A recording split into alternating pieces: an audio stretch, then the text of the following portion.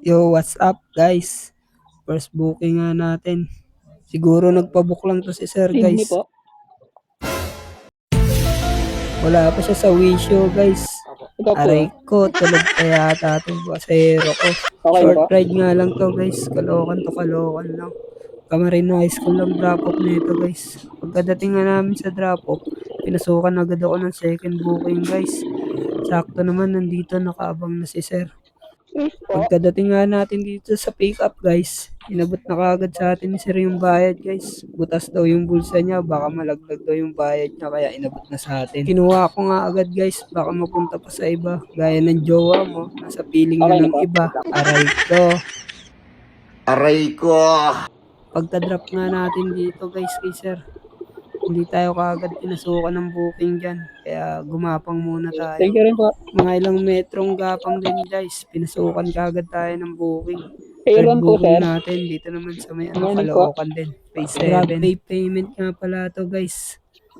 Wala na tayong sisingilin dito guys sa passenger. Para Robinson nga pala to guys. 6.18 kilometer yung nilakbay namin dito ni sir. Pagka-drop ko nga dito kay sir guys, pinasukan ulit tayo ulit ng booking. Pang-apat na booking natin guys. Long ride. Long ride din yung pick up. Sir Ron po. Dito yan sa may Greenfield guys. Papunta naman to ng Trinoma guys. Long ride to, mababang biyahe to. 10.36 kilometer pala yung lalakbay namin dito ni sir guys. 140 yung payment niya kasama na yung tip dyan guys. Pagka-drop ko nga dito kay sir guys, pinasukan na ulit tayo ng booking. Panlimang booking natin, nasa unahan lang guys. Sa may SM North. Sakto guys, pagdating natin sa pickup, nakabang na si passenger. Kaya di na tayo nagantay. Grab payment nga pala to guys.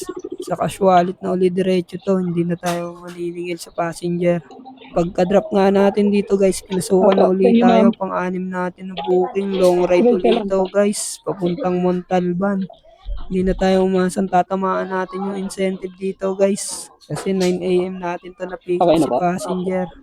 22 kilometer nga yung lalakbay namin dito ni passenger guys. At may 50 minutes na travel time ayon kay GrabMap. Kaya di na tayong umasa na tatamaan natin yung incentives. Pero goods lang yan guys. Ang importante ligtas tayo pati yung mga naihatid at nasundo natin mga pasahero. Bawi na lang tayo sa ibang araw guys. So yun lang muna guys. 6 AM to 10 AM nga pala yung biyahe natin guys. Naka 6 rides lang tayo. Kaya na bahala mag-compute guys kung magkano tayo ngayong araw sa biyahe natin. So yun lang guys. Salamat sa panonood. Hanggang dito na lang. Keep safe and ride safe always. Bye bye.